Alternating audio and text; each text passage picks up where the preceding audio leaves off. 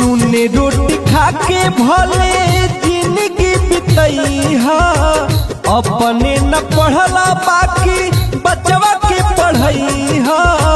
पढ़ लिख के ही केहू बनल महान बा, पढ़ लिख बबुआ कलमिए में जान बा।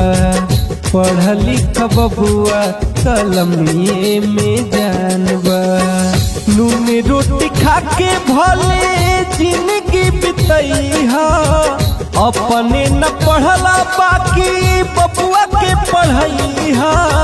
पढ़ लिख के ही केहू बनल महान बा, पढ़ लिख बबुआ कलमिए में जान बा।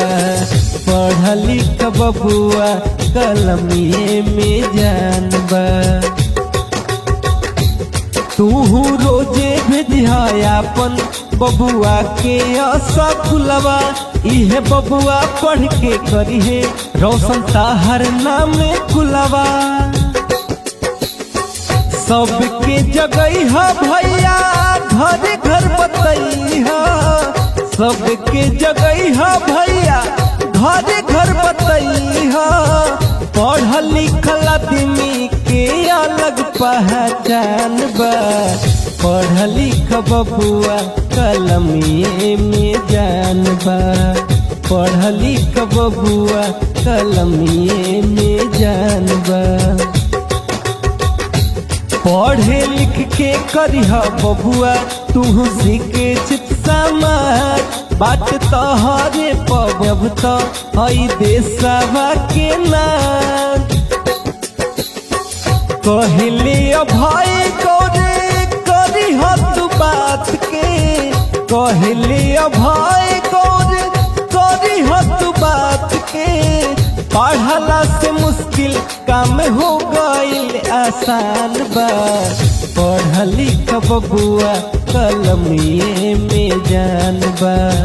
पढ़ लिख बबुआ कलमिए में जान बा।